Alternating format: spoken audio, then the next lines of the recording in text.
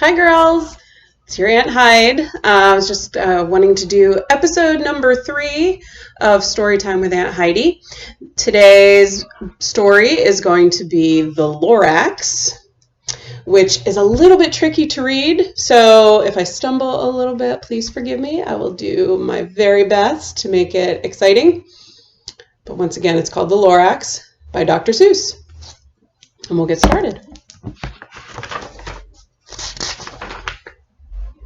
At the far end of town, where the grickle grass grows, and the wind smells slow and sour when it blows, and no birds ever sing excepting old crows, is the street of the lifted Lorax.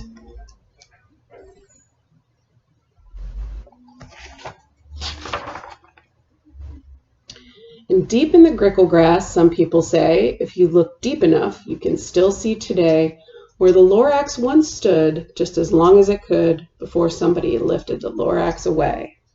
What was the Lorax, and why was it there? And why was it lifted and taken somewhere? From the far end of town where the grickle grass grows. The old Onceler still lives here. Ask him, he knows.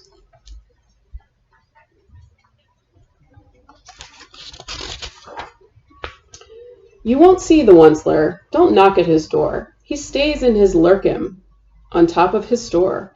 He lurks in his lurkim cold under the roof, where he makes his own clothes out of muffled moof.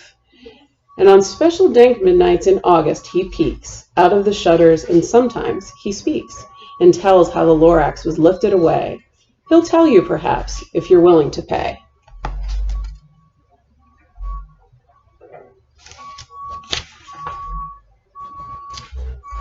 On the end of a rope, he lets down a tin pail, and you have to toss in 15 cents and a nail, and the shell of a great-great-great-grandfather snail.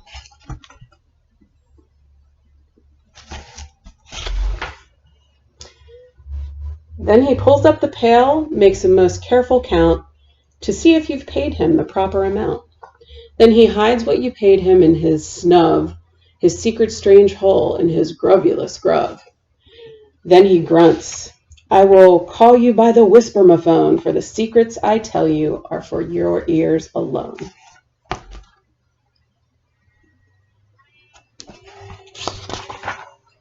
Slup! Down slups the whispermaphone to your ear, and the old Onceler's whispers are not very clear, since they have to come down through a snaggerly hose, and he sounds as if he's had smallish bees up his nose. Now I will tell you, he says, with his teeth sounding gray, how the Lorax got lifted and taken away. It all started way back, such a long, long time back.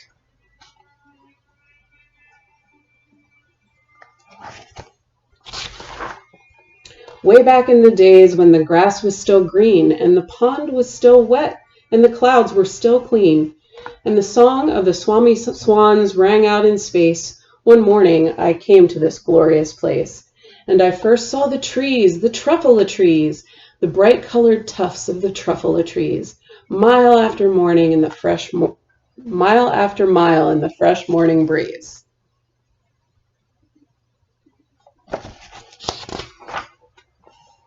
And under the trees I saw brown barbaloots frisking about in their barbala suits as they played in the shade and ate truffula fruits. From the ripulous pond came the comfortable sound of the humming fish humming while splashing around.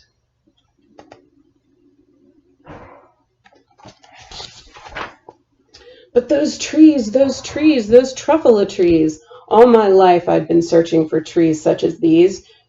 The touch of their tufts was much softer than silk, and they had the sweet smell of fresh butterfly milk. I felt a great leaping of joy in my heart. I knew just what I'd do. I unloaded my cart.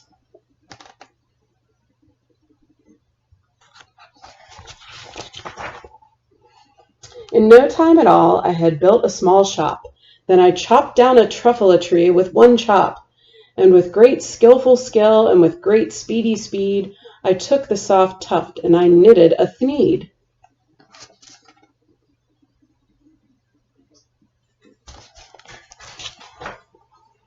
The instant I'd finished, I heard a gazump. I looked. I saw something pop out of the stump. of the tree I'd chopped down. It was sort of a man. Describe him? That's hard. I don't know if I can. He was shortish and oldish and brownish and mossy, and he spoke with a voice that was sharpish and bossy.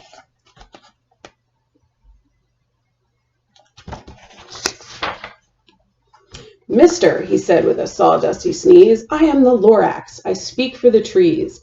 I speak for the trees have no tongues. And I'm asking you, sir, at the top of my lungs. He was very upset as he shouted and puffed. What's that thing you've made out of my truffulous tuft?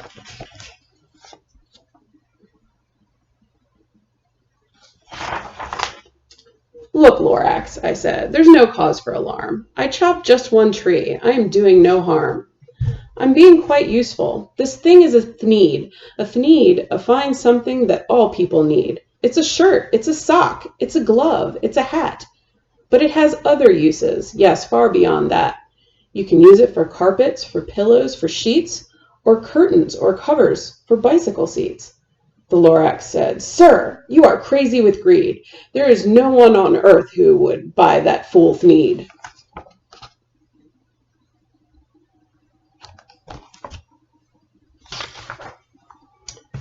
But the very next minute I proved he was wrong, for just at that minute a chap came along, and he thought that the thneed I had knitted was great. He happily bought it for $3.98. I laughed at the Lorax. You poor stupid guy. You never can tell what some people will buy.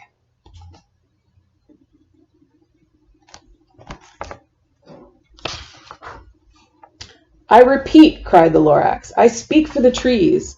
I'm busy, I told him. Shut up, if you please. I rushed across the room, and in no time at all, I built a radio phone. I put in a quick call. I called all my brothers and uncles and aunts, and I said, Listen here. Here's a wonderful chance for the whole Onceler family to get mighty rich. Get over here fast. Take the road to North Nitch. Turn left at Weehawken, sharp right at South Sitch.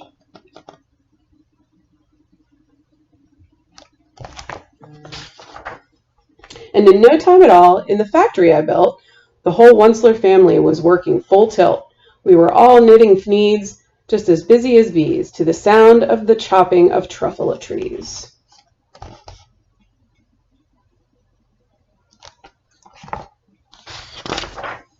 Then, oh baby, oh, how my business did grow. Now chopping one tree at a time was too slow. So I quickly invented my super axe hacker, which whacked off 4 truffula trees at one smacker. We were making thneeds 4 times as fast as before, and that Lorax, he didn't show up anymore.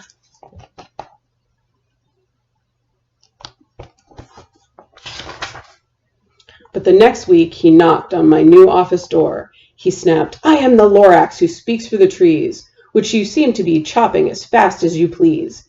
But I'm also in charge of the brown barbaloots, who played in the shade in their barbaloot suits and happily lived eating truffula fruits. Now, thanks to your hacking my trees to the ground, there's not enough truffula fruit to go round, and my poor barbaloots are getting the crummies because they have gas and no food in their tummies.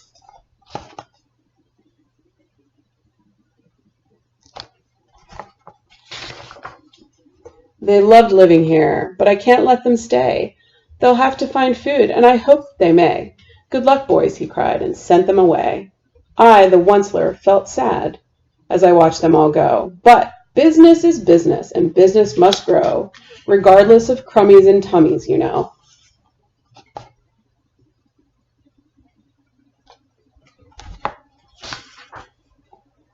I meant no harm. I most truly did not. But I had to grow bigger, so bigger I got. I biggered my factory, I biggered my roads, I biggered my wagons, I biggered the loads of the thneeds I shipped out. I was shipping them forth to the south, to the east, to the west, to the north. I went right on biggering, selling more thneeds, and I biggered my money, which everyone needs.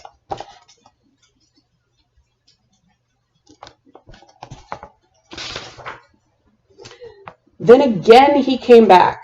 I was fixing some pipes when that old nuisance Lorax came back with more grapes. I am the Lorax, he coughed and he whiffed. He sneezed and snuffled. He gargled, he sniffed. Onceler, he cried with a crofulous croak. Wurzler, you're making such smogulous smoke. My poor swami swans. Why, they can't sing a note. No one can sing who has smog in his throat.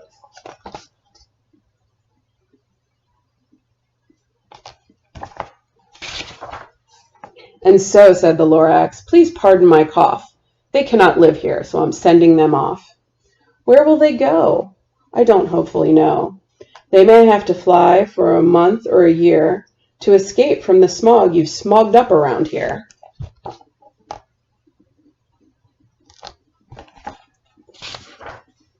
What's more, snapped the Lorax, his dander was up, let me say a few words about gluppity-glup. Your machinery chugs on day and night without stop, making gluppity-glup, also schloppity-schlop. And what do you do with this leftover goo? I'll show you, you dirty old Wurzler man, you.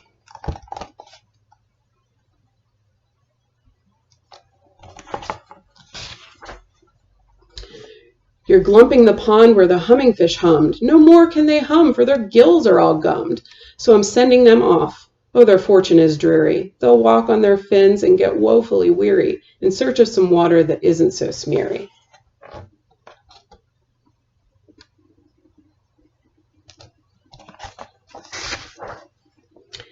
And then I got mad. I got terribly mad. I yelled at the Lorax, now listen here, Dad.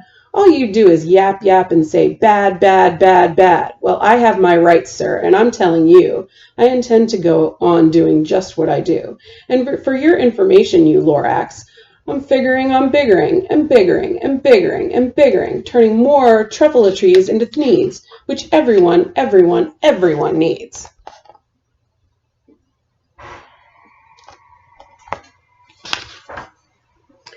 And at that very moment, we heard a loud whack. From outside in the fields came a sickening smack of an axe on a tree. Then we heard the tree fall, the very last truffula tree of them all.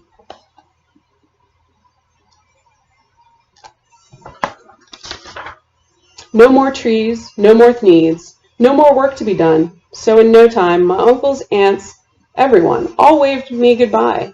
They jumped into my cars and drove away under the smoke-smuggered stars. Now all that was left neath the bad-smelling sky was my big empty factory, the Lorax and I.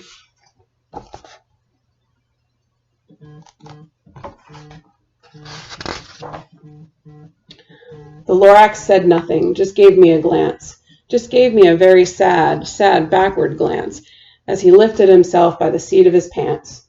And I'll never forget the grim look on his face when he hoisted himself and took leave of this place, through a hole in the smog without leaving a trace.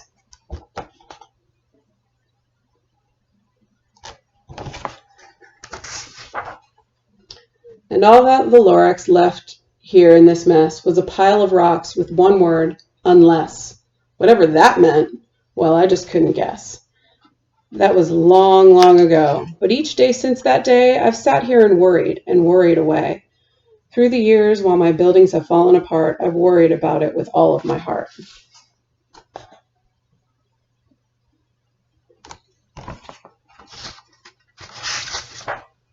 But now, says the Wurzler, now that you're here, the word of the Lorax seems perfectly clear.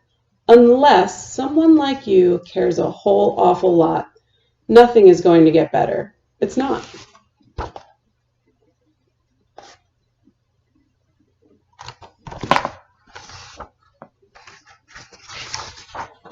So, catch, calls the Wurzler. He lets something fall. It's a truffula seed. It's the last one of all. You're in charge of the last truffula seeds, and the truffula trees are what everyone needs. Plant a new truffula, treat it with care, give it clean water, and feed it fresh air. Grow a forest, protect it from axes that hack. Then the Lorax and all of his friends may come back. The end.